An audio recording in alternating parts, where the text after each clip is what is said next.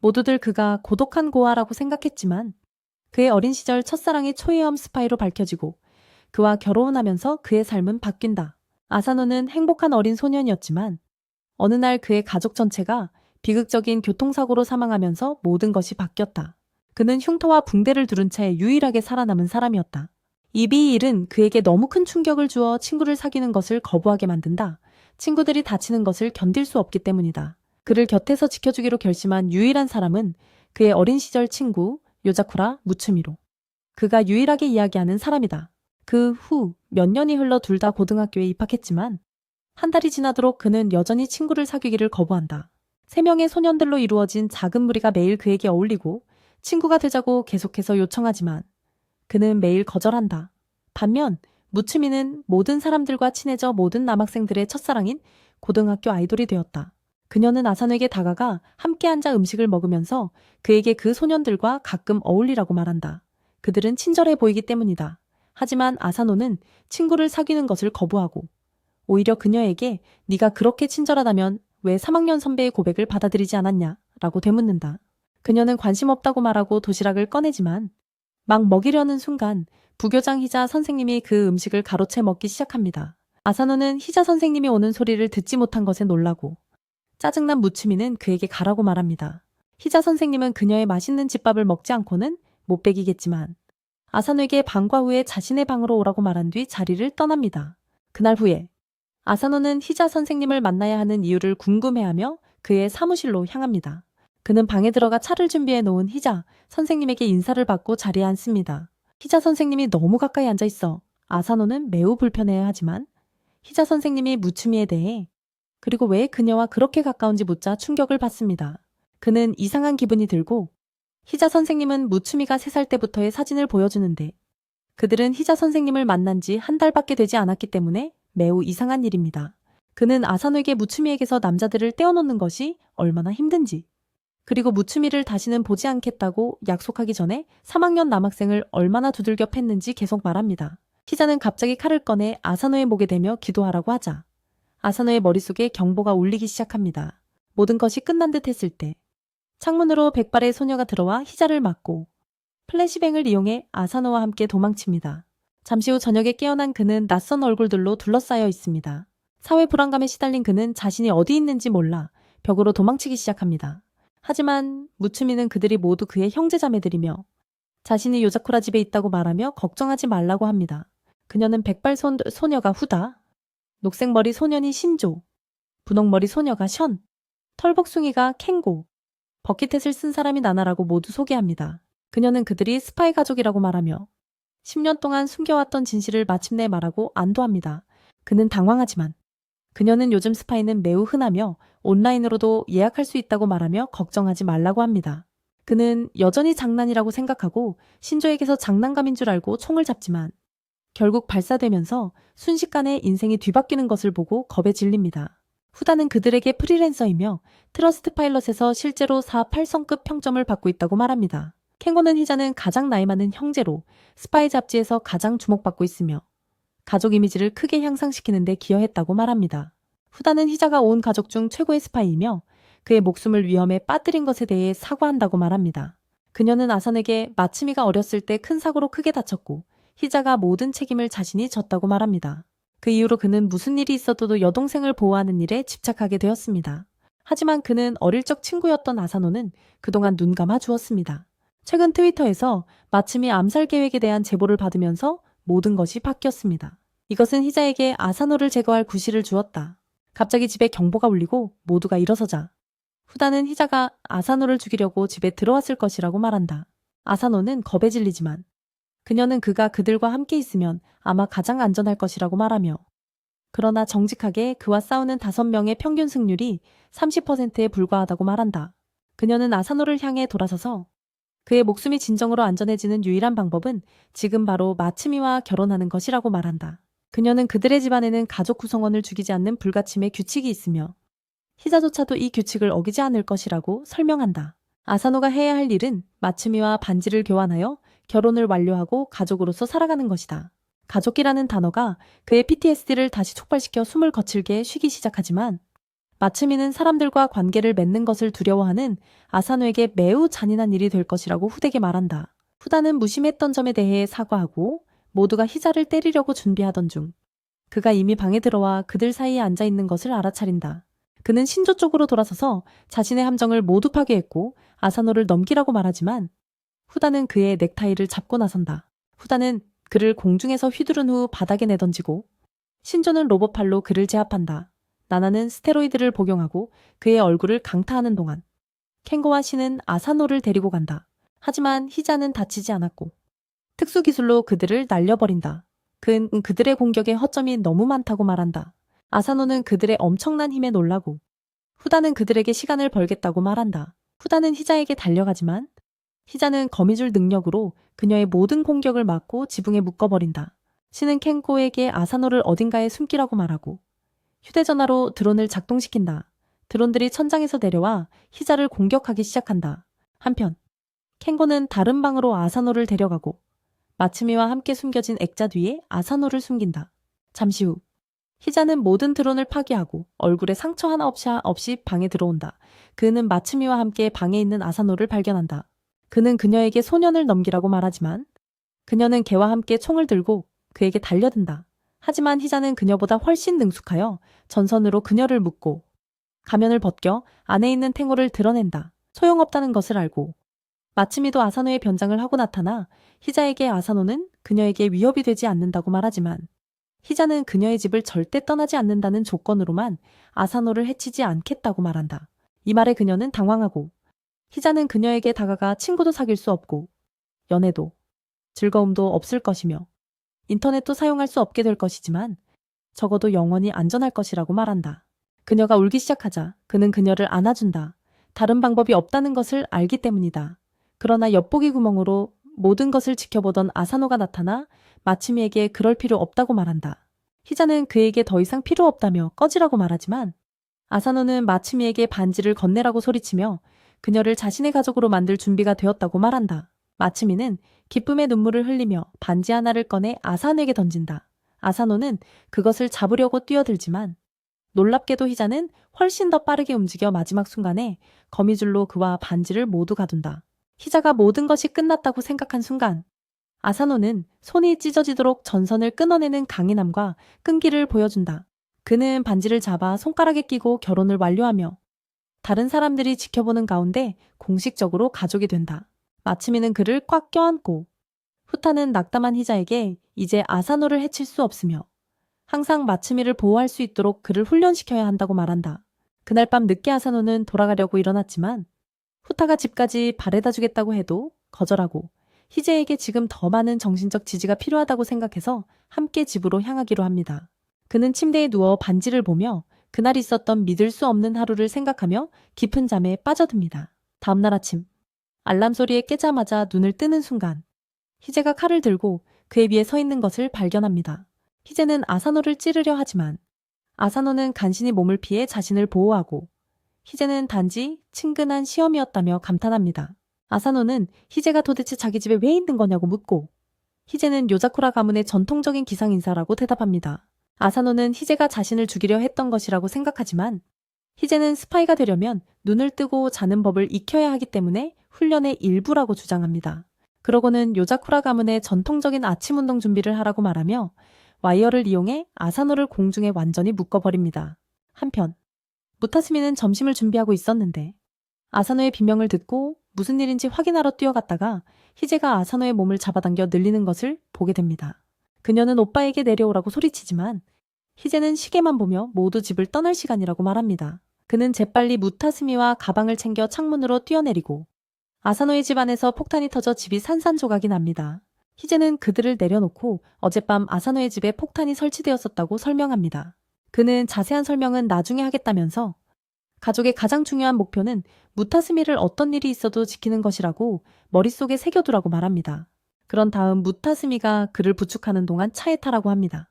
차 안에서 희재는 신조와 이야기하는데 신조는 폭탄이 부엌에 설치되었다는 것을 알아냈고 암살 대상이 무타스미였다는 것을 의미합니다. 아사노는 매우 혼란스러워하지만 희재는 그들의 삶에서는 정보가 매우 빨리 퍼지고 무타스미의 결혼 소식은 삽시간에 퍼져 거의 모든 사람이 알고 있다고 대답합니다. 그는 여전히 혼란스러워하며 왜 무타스미를 노리는지 묻고 희재는 그 답은 매우 간단하다고 대답합니다. 그는 무타스미가 요자쿠라 가문의 10대 당주라고 주장합니다. 희재는 그들의 가문 역사에 대해 더 자세히 설명하며 수년 동안 그들은 항상 스파이 활동에 참여했는데 그 이유는 그들의 혈통이 요자쿠라 가문 아이들에게 초인적인 능력을 부여하는 특별한 힘을 가지고 있기 때문입니다. 그의 말에 따르면 매 세대마다 요자쿠라 아이들 중 한 명은 초인적인 능력 없이 태어나는데 역사적으로 그들이 항상 가문의 당주였습니다. 희재는 당주에게 초능력이 없더라도 초인적인 능력을 가진 아이를 낳을 수 있는 유일한 사람이라고 주장합니다. 즉, 당주가 없으면 요자쿠라 혈통과 초인적인 능력을 가진 사람들은 단순히 멸종될 것이고 그래서 무타스미가 가문의 정당한 당주이며 그들의 혈통을 유지할 수 있는 유일한 사람이라고 합니다. 그리고 그런 쓸모없는 사람과 결혼했다는 사실에 약간 화가 납니다. 그들의 가문은 매우 오래되고 유명하기 때문에 요자쿠라 가문을 없애려는 적들이 많고 그들을 제거하는 가장 좋은 방법은 무타스미를 제거하는 것입니다. 그가 이렇게 말하는 동안 그들 뒤에 차가 접근하고 몇몇 사람들이 로켓 발사기를 쏘는데 운전자가 제때 피합니다. 아사노는 겁에 질리고 희재는 완전히 태어난 반면 그들의 차는 여러 개의 기관총 공격을 받습니다. 그는 차가 방탄이라며 걱정 말라고 하고 운전색의 속도를 더 내라고 한다. 적들이 추격해오며 강력한 기관총을 꺼내 리무진에 총을 쏘기 시작하지만 희재는 차분하게 차를 마신다. 무타스미는 그들의 애완견 골리앗이 최고의 운전수라며 걱정 말라고 하지만 적들이 로켓까지 쏘자 그는 더욱 불안해한다. 급격한 차량 회전으로 희재의 차가 쏟아지자 그는 화가 나서 지붕 위로 뛰어올라 와이어로 모든 총알을 막는다. 로켓 발사자가 RPG를 또 쏘지만 그의 와이어에 산산조각 난다. 그들을 제압한 후 그는 와이어를 던져 추격 차량들을 갈기갈기 찢어 폭발시키고 아무 일도 없었다는 듯 차 안으로 돌아온다. 그는 무타스미와 결혼했으니 이제 무타스미를 어떤 일이 있어도 지키는 것이 그의 책임이라고 말한다. 그는 아사노에게 총을 건네주며 의심스러운 자는 누구든 죽이라고 하고 자신의 집에 폭탄을 설치한 사람의 트위터 계정을 보여준다.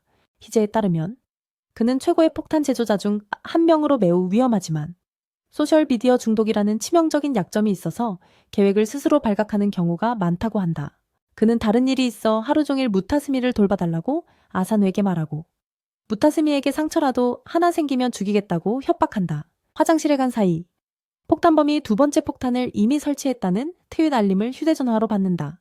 주위를 둘러보다 복도를 지나가는 그림자를 발견하고 곧바로 양호실로 향한다. 간호사가 무엇이 필요하냐고 묻자 그는 그냥 자리를 뜬다. 교실로 돌아와 점심시간에 친구들과 이야기하는 무타스미를 지켜보던 중 세 번째 폭탄도 설치되었다는 알림을 받는다. 그는 패배감에 휩싸여 무타스미의 힘든 삶을 깨닫는다. 생각에 잠긴 그에게 3명의 구스가 다가와 초콜릿을 건넨다. 놀랍게도 그는 기꺼이 받아먹는다. 그들은 그가 예전에는 말도 걸지 않았던 것과 달라진 모습에 놀라며 무슨 일이 있었냐고 묻는다. 아사노는 자신의 사회 불안을 완전히 잊었지만 다시 불안감이 밀려오며 의식을 잃습니다. 그는 의무실에서 깨어나고 무타스미가 그의 상태를 살핍니다. 그는 그녀의 친절함에 감탄하며 자신이 정말 그녀에게 맞는 사람인지 묻습니다. 어린 시절 친구였음에도 불구하고 그녀의 가족에 대해 그리고 그녀가 매일매일 생존을 위해 싸워야 한다는 사실을 전혀 몰랐다고 말합니다.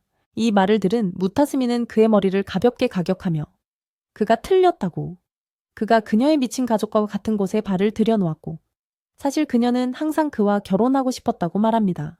그 말에 조금 안심한 순간 그는 천장에 설치된 폭탄이 터지기 직전임을 발견합니다.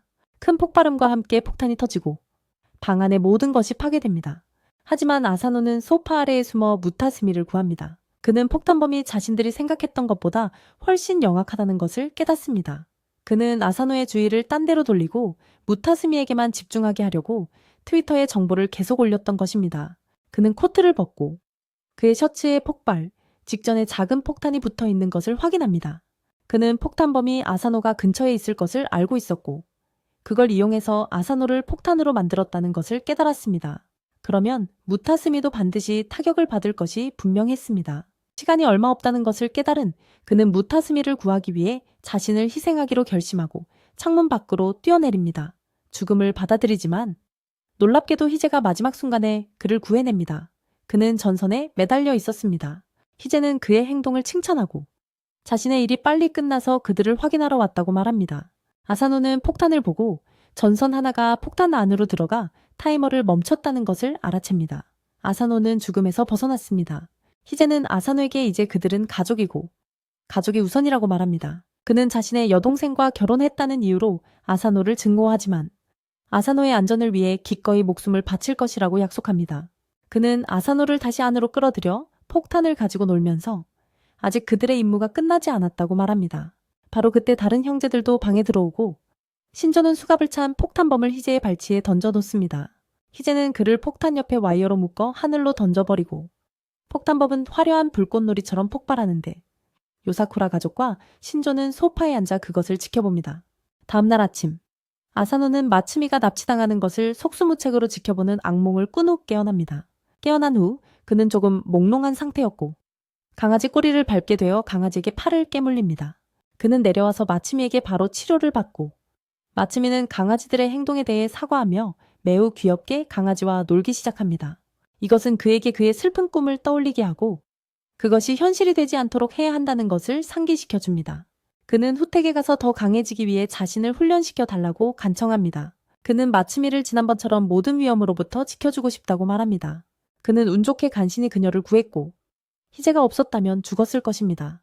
그녀는 그에게 그렇게 빨리 강해질 수 있다고 생각하는 건 순진한 것이라며 자신의 힘을 보여줍니다. 그리고 3살 때부터 각종 무술 훈련을 시작했고 6살 때 첫 번째 목숨, 건 임무를 수행했다고 설명합니다.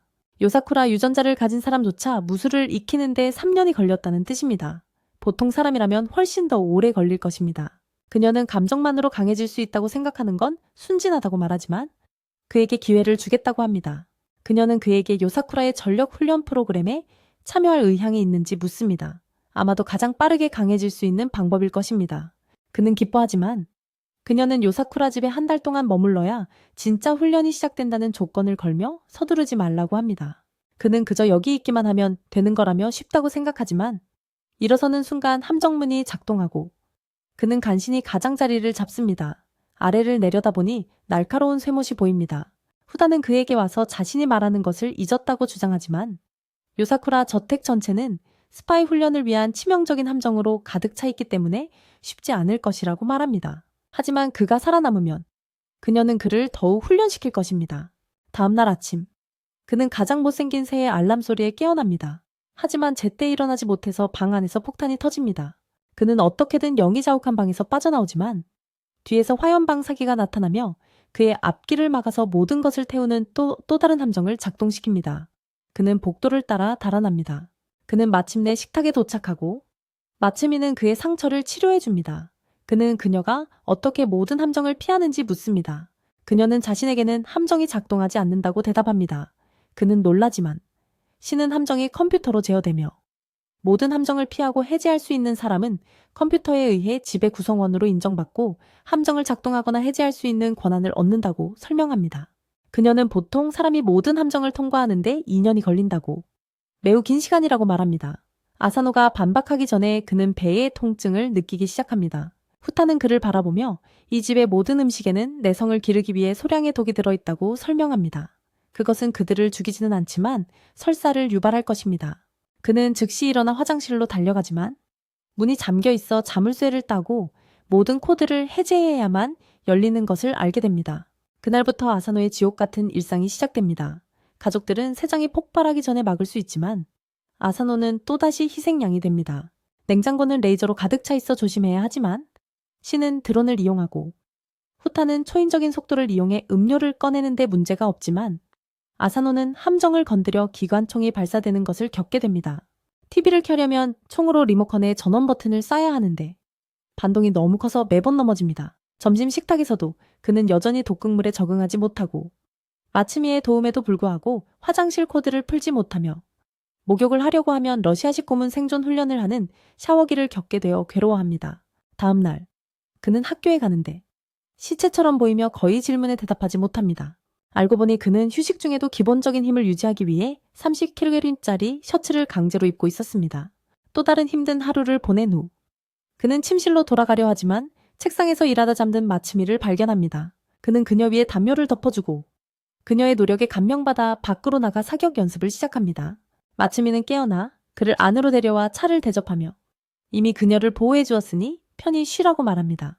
그녀는 고등학교 때 인기가 많아 질투하는 불량배들이 창고로 끌고 가 머리카락을 자르려 했던 일을 상기시켜줍니다. 하지만 그는 마지막 순간에 나타나 그들의 손에서 가위를 빼앗은 후 자신의 머리카락을 자르기 시작했습니다. 불량배들은 그가 미친 사이코패스라고 생각하고 무서워서 도망쳤고, 마츠미는 머리카락을 잘리는 것을 면했습니다. 그는 그녀에게 더 강해지고 항상 그녀 곁에 있겠다고 약속하며 다시 잠이 듭니다. 몇 주 후, 그는 마침내 새들을 다루는 법을 배우고 쉽게 해결하고 레이저 함정을 가볍게 피해 거실로 내려가 권총으로 전원 버튼을 쏴서 TV를 켭니다. 신조는 그의 실력을 칭찬하지만 아사노는 아직 채널 변경은 못한다고 대답합니다. 바로 그때 신이 방 안으로 들어와서 아사노가 온 이후의 진행 상황 보고서를 신조에게 건넨다. 그날 후에 빡빡머리는 그에게 독가스 함정에서 탈출하는 방법을 가르쳐주고 그는 기본적인 독극물이 든 음식도 극복할 수 있게 된다. 하지만 그가 우유를 마시자 다시 아프기 시작해서 화장실로 달려가지만 또다시 코드에 갇히게 된다. 갑자기 그들은 무언가 잘못되었음을 깨닫고 그가 바닥에 의식을 잃은 채 누워있는 것을 발견한다. 후다는 즉시 그를 의무실로 데려가 검사를 받게 하고 그는 과로로 인한 고열이 난 것으로 드러난다. 그러자 그녀는 무언가를 발견하고 그의 피부를 찢어내는데 그가 인조 보디슈트를 입고 있었던 것이다. 사실 그는 훈련으로 온몸이 멍투성이었다. 그는 무츠무가 걱정할까봐 빡빡머리에게 치료를 받으면서 털복순기에게 보디슈트를 만들어달라고 부탁했던 것이다. 그녀는 그의 결과가 놀라울 정도이며 죽도록 훈련하지 않았다면 결코 얻을 수 없었을 것이라고 말합니다. 그녀는 그에게 진정하라고 말하며 코딩 책을 건넵니다. 그녀는 그가 책을 완전히 읽을 때까지 안정을 취해야 하며 그래야만 다시 훈련에 참여할 수 있다고 말합니다. 일주일 후 그는 마침내 화장실 자물쇠를 풀고 요자쿠라 하우스 회원 테스트를 통과하여 컴퓨터에게 인정받았기에 모두가 축하합니다. 깜짝 놀랍게도 신조는 100kg의 셔츠를 꺼내며 이제 강도를 높일 수 있다고 주장합니다. 신이 함정의 난이도를 보통에서 어려움으로 바꾸는 동안 자신과 무츠미를 모든 위험으로부터 보호하기 전까지는 갈 길이 멀다는 것을 깨닫고 그의 모험은 이제 막 시작되었음을 깨닫습니다. 다음날 아침 무츠미는 다시 아침을 준비하고 아사노는 부엌에 들어와 속옷을 입으려고 합니다. 그녀는 그를 괴짜처럼 바라보며 아무리 불편하더라도 이혼하지 않을 테니 그의 이상한 환상과 욕망에 대해 걱정해야 한다고 말합니다. 그는 이 모든 것이 오해이며 단지 변장 연습을 하고 싶었을 뿐이라고 주장합니다. 갑자기 아름다운 금발, 여성이 문간에 나타나 모든 것이 괜찮은지 묻습니다. 아사노는 그녀가 누구인지 모르지만 무츠미는 켄고가 변장한 것을 바로 알아봅니다. 그는 즉시 아사노를 덮치며 기겁하게 만들려 하지만 무츠미는 그만두고 그를 내버려 두라고 말합니다. 바로 그때 히에스도 부엌에 나타나 떠나기 전에 무츠미에게 작별 키스를 청하고 이것은 너무 과했기에 무츠미는 켄고와 히에스의 머리를 때립니다. 그날 후에 그는 혼자 임무를 수행하려는 신조를 만납니다. 아사노는 위험한 임무인지 묻지만 그는 단순히 위조 지폐 제조에 대한 정보를 찾아야 하는 쉬운 임무이며 시간이 많이 걸리지 않을 것이라고 말합니다. 아사노는 그에게 행운을 빌고 무츠미와 함께 학교로 떠납니다. 학교 건물로 걸어가던 중 빠른 속도로 날아오던 공이 아사노에게 거의 맞을 뻔했지만 아사노는 아무렇지도 않게 공을 잡아 놀라운 힘으로 던져 되돌려 보냈다. 오후 늦게 아사노와 무츠미는 점심을 먹으려고 옥상으로 향했고 무츠미는 아사노에게 훈련 덕분에 그의 힘과 기술이 많이 향상되었지만 아직 본인은 모르는 것 같다고 말했다.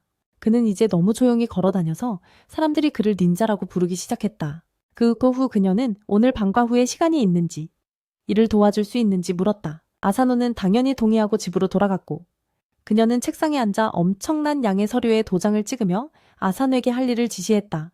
아사노는 계속해서 서류를 가져왔고 그녀는 초고속으로 분석하며 오류와 문제점을 찾아냈다.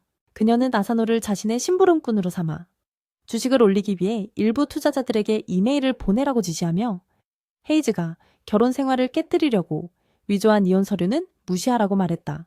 서류를 정리하는 중 그녀는 켄고의 보고서 중 대 하나가 불완전하다는 것을 알아챘고 그가 이전에도 여러 번 그랬기 때문에 화가 나서 아사노를 데리고 켄고의 방으로 갔다. 방은 옷으로 가득 차서 아무것도 보이지 않았다. 마츠미가 그에게 나오라고 하자 그는 마법처럼 정향나무 둔덕 위에 나타나고 마츠미는 그에게 보고서를 완료해서 즉시 제출하라고 합니다. 켄고는 그녀의 말을 심각하게 받아들이지 않고 새우시를 먹으면서 마츠미에게 할머니처럼 굴지 말라고 합니다. 이에 화가 난 그녀는 수갑을 꺼내 야자쿠라 스타일의 벌을 주려고 합니다. 켄고는 위험을 감지하고 둔덕에서 뛰어내려 방에서 도망칩니다.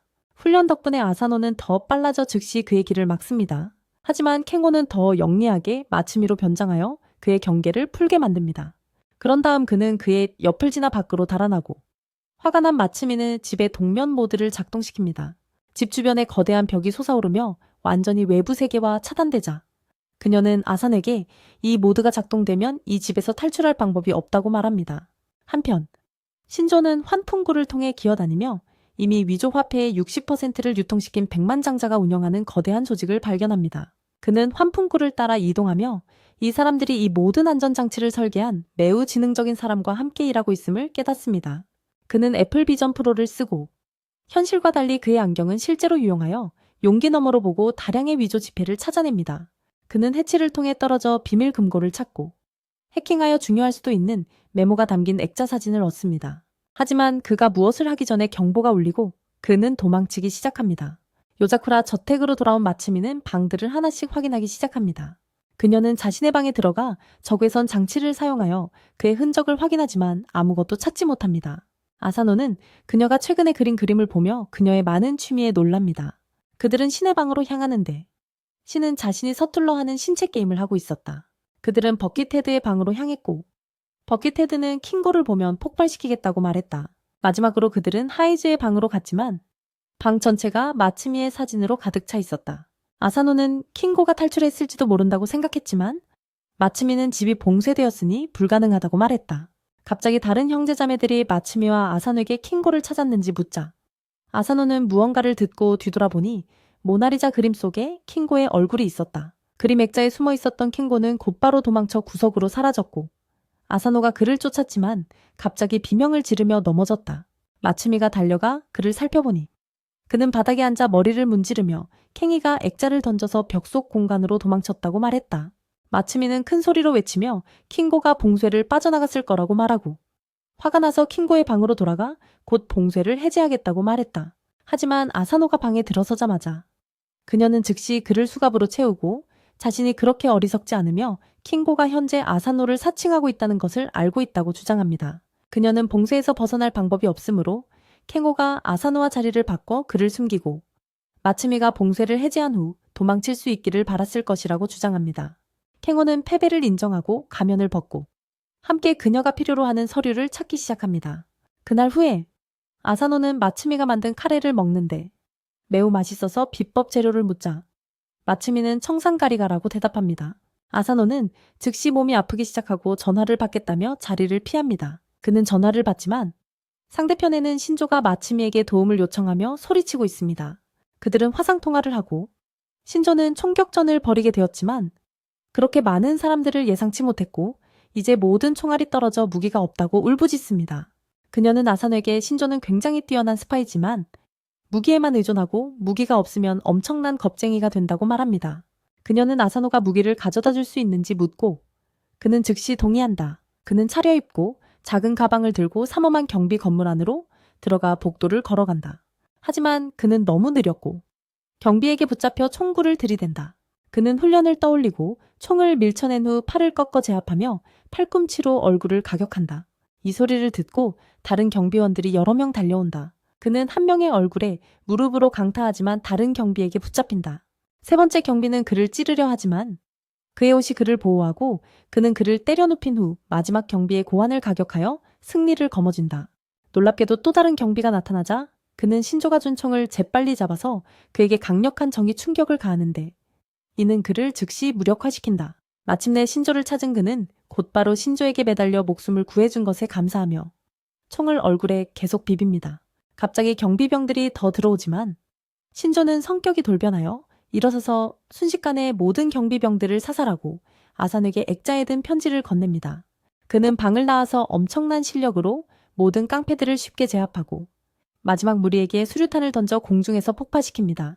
그런 다음 아사노를 데리고 건물을 빠져나가려 하지만 아사노는 저격수에게 다리에 총을 맞습니다. 아사노는 피를 흘리며 쓰러지고 저격수는 신조에게 무기를 버리라고 명령합니다. 아사노의 생명을 보존하기 위해 신조는 명령에 따라 총을 버립니다. 하지만 아사노는 신조가 잡기만 좋으면 무엇이든 무기로 만들 수 있다는 것을 기억하고 포크를 던져 신조가 잡게 한 뒤 저격수의 총구에 던져 오발 사고를 유발합니다.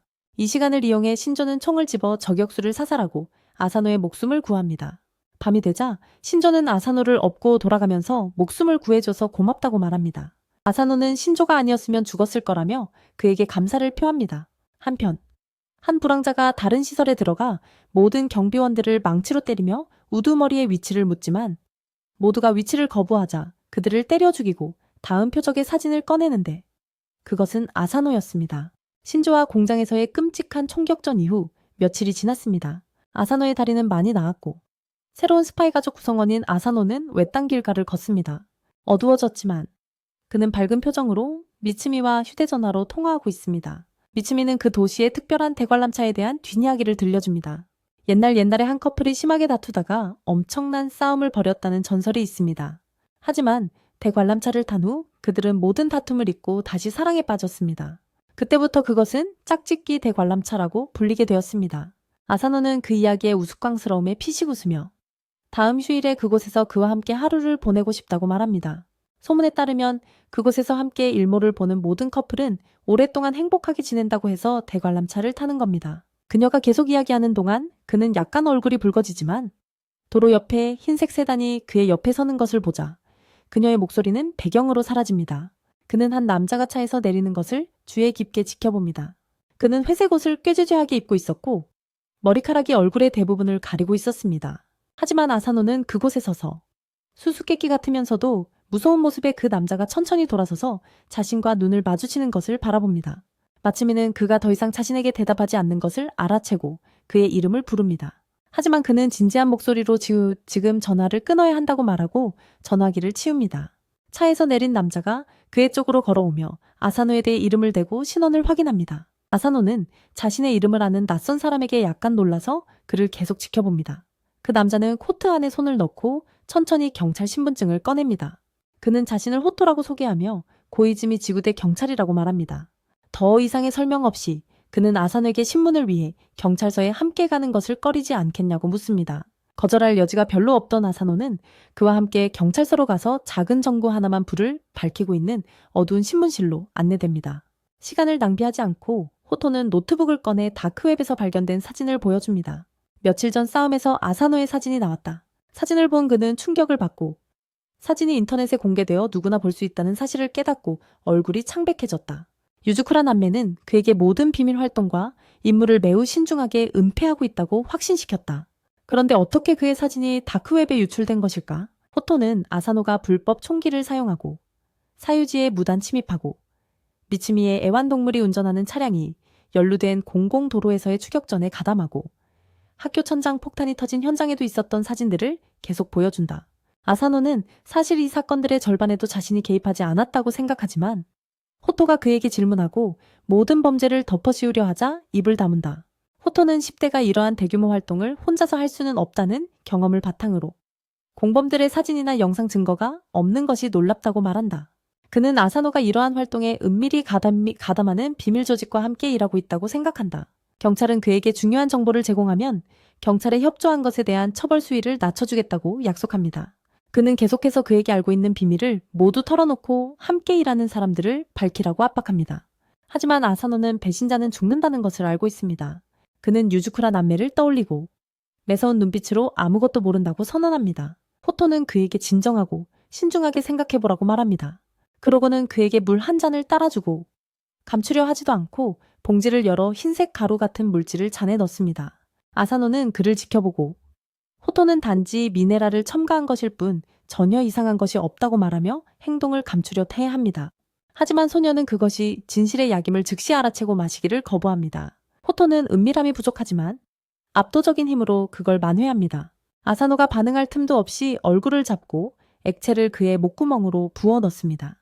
다행히 스파이 가족과 훈련한 덕분에 그는 액체를 거대한 거품으로 만들어 입 밖으로 뱉어냅니다.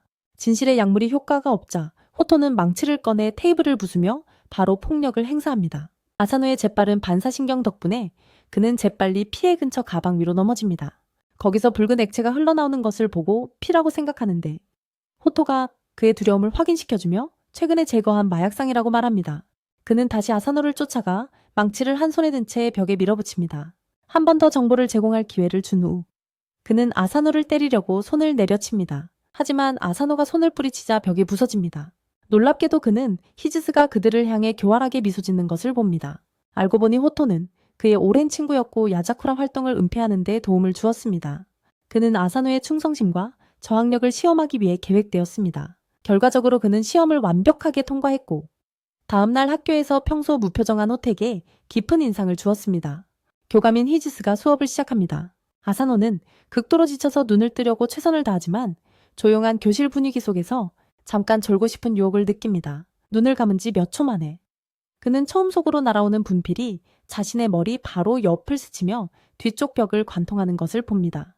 그는 다시 깨어 있었고 더 많은 코드를 사용하고 있었습니다. 히지스는 그에게 잠을 쫓아낼 수 있도록 훈련해야 한다고 말합니다. 그렇지 않으면 분필을 더 날려보낼 것이라고 경고하며 미츠미는 오빠와 싸워 아사노의 과로를 막으려 합니다.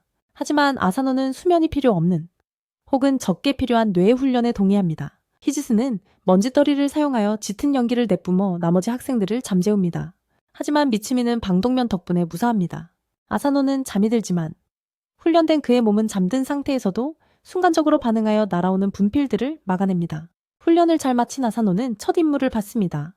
놀이공원에서 총기를 소지하고 있다는 의심을 받는 커플을 찾는 임무입니다. 은밀하게 그들을 찾아 무기를 압수해야 합니다. 공원에 앉아있는 그에게 미츠미가 나타나 함께 임무를 수행하겠다고 말합니다. 아사노는 미츠미와 함께하게 되어 기뻐하며 좋은 하루를 보내서 좋은 남편으로 보이길 바랍니다. CP는 용의자 커플들을 하나씩 따라다니며 롤러코스터와 게임을 즐깁니다. 아사노는 커플룩을 맞춰 입고 서로 로맨틱한 행동을 하는 다정한 커플을 계속 눈여겨봅니다. 그들에게서 영감을 얻은 아사노는 미츠미에게 줄 장미를 삽니다. 처음 두 커플은 무해한 것으로 드러나자 마지막으로 정장을 입은 커플을 식당에서 미행합니다. 미츠미가 음료수를 사러 일어서자 아사노는 남자가 코트에서 상자를 꺼내는 것을 알아챕니다. 싸움을 준비하려고 자신의 총을 꺼내지만 그 남자는 단지 프로포즈를 하려던 것이었고 상자 안에는 반지가 들어있었습니다. 아사노는 안도하려던 찰나 다정한 연인 사이에서 큰 싸움 소리가 들립니다. 두 사람은 서로에게 욕설을 퍼붓고 남자는 테이블을 떠납니다. 하지만 충격적인 반전으로 여자가 총을 꺼내 남자를 겨눕니다. 그러자 우노가 재빨리 총을 꺼내 여자를 겨눕니다. 식당은 공황 상태에 빠지고 사람들이 문으로 뛰쳐나가는데 미츠미도 그 속에 갇힙니다. 미친 연인들은 서로에게 총을 쏘며 사방으로 총알을 날립니다. 아사노는 테이블 아래로 몸을 숨겨 그곳에 있는 소년을 보호합니다. 그는 총을 꺼내 두 발의 총알로 미친 커플의 무기를 순식간에 제압합니다. 그들은 경찰에 연행되고 아사노 덕분에 하루가 어떻게든 무사히 마무리됩니다. 놀이공원에서의 시간을 마무리하며 아사노와 미츠미는 함께 짝짓기 회전목매에 탑승하고 그는 총격전에서 약간 손상된 장미를 그녀에게 건넵니다. 그녀는 얼굴을 붉히며 회전목마가 올라가 아름다운 석양을 보여주는 가운데 장미를 받습니다. 전설이 사실이라면 그들은 오랫동안 행복한 커플로 지낼 만큼 운이 좋을지도 모릅니다. 이 비디오가 마음에 드셨다면 편을 위해 구독해주세요.